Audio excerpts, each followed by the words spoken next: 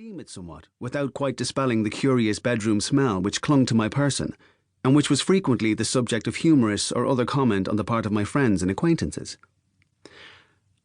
"Aren't you very fond of your bedroom now?" my uncle continued.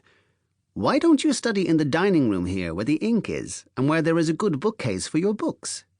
Boys, but you make a great secret about your studies." "My bedroom is quiet, convenient, and I have my books there.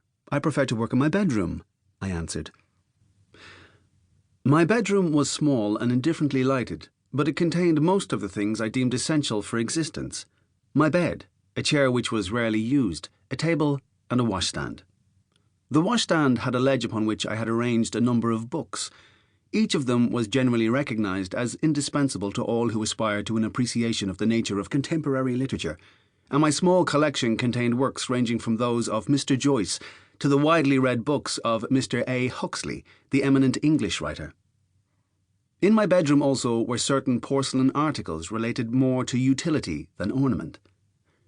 The mirror at which I shaved every second day was of the type supplied gratis by Messrs Watkins, Jameson and Pym, and bore brief letterpress in reference to a proprietary brand of ale between the words of which I had acquired considerable skill in inserting the reflection of my countenance.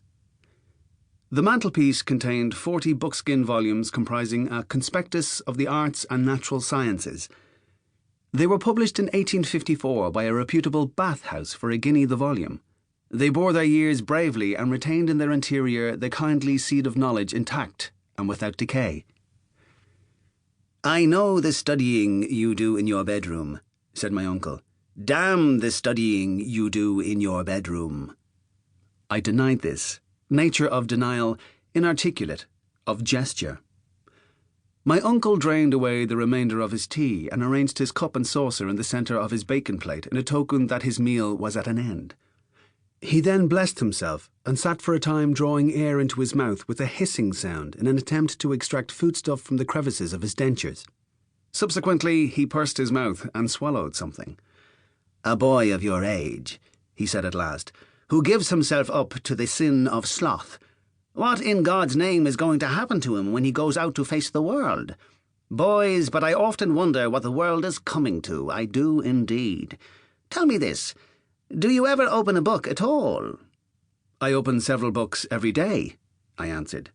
"You open your granny," said my uncle.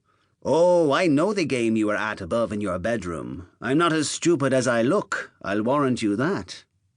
He got up from the table and went out to the hall, sending back his voice to annoy me in his absence. "Tell me this, did you press my Sunday trousers?" "I forgot," I said. "What?" "I forgot," I shouted. "Well, that is very nice," he called. "Very nice indeed. Oh, trust you to forget. God look down on us and pity us this night and day. Will you forget again today?" "No," I answered. As he opened the hall door, he was saying to himself in a low tone, "Lord save us." The slam of the door released me from my anger. I finished my collation and retired to my bedroom, standing for a time at the window and observing the street scene arranged below me that morning. Rain was coming softly from the low sky. I lit my cigarette and then took my letter from my pocket, opened it and read it. Mail from V. Wright, Wyvern Cottage, Newmarket, Suffolk. V. Wright, the backer's friend.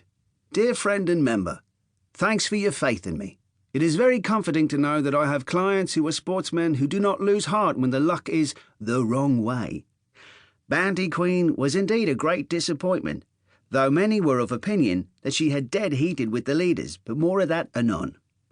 Considering I have been posting information from the same address since 1926, anybody leaving me now because of bad luck would indeed be a puzzler. You had the losers, why not row in and make a packet over the winners that are now our due? So much for the past, now for the future. Sensational news has reached me that certain interests have planned a gigantic coup involving a certain animal who has been saved for the past month. Information from the right quarter notifies me that a sum of £5,000 at least will be wagered. The animal in question will be slipped at the right moment with the right man up.